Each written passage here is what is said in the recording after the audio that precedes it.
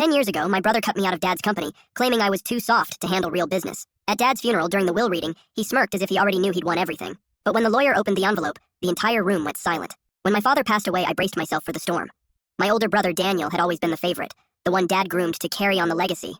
Meanwhile, I was the quiet one, the dreamer, the one who supposedly lacked the killer instinct to run the family business. For years, Daniel made sure I knew I was second best. So when the will reading was scheduled at Dad's old law office, I expected the same outcome I'd lived my whole life with. Daniel getting everything and me walking away with nothing but memories. I wasn't after the money. I just wanted a sliver of recognition. Some proof that Dad had actually seen me. The air inside the wood-paneled office was heavy with the smell of leather and old cigars. Daniel sat across the polished oak table, smug grin plastered across his face, tapping his Rolex like he already knew the verdict. "Let's make this quick," he said, his voice dripping with arrogance. "I've got a board meeting after this." The lawyer cleared his throat, shuffling papers while Daniel leaned back, arms crossed, glancing at me like I was background noise. I could practically hear his unspoken words. "You don't belong here.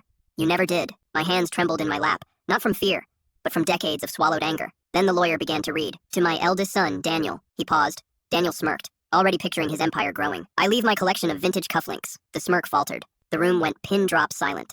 Daniel shifted in his chair, the color draining from his face. "And to my younger son," the lawyer continued, "I leave full ownership of the company, all properties and assets, as I trust him to lead with integrity and vision." My breath caught. For the first time in my life, Dad's voice, through ink and paper, had chosen me. I turned to Daniel, who looked like the ground had been ripped out from under him. Daniel stammered, "There must be some mistake." His Rolex tapped faster now, not with confidence, but with panic. The lawyer only shook his head, sliding the documents across the table. My name was written in bold, undeniable letters. I stood, smoothing my jacket, and looked at my brother, this man who spent his life towering over me. "Guess Dad saw more in me than just cufflinks," I said quietly. The look on his face was worth more than the entire fortune, and in that moment I realized the sweetest inheritance isn't money, it's finally being seen.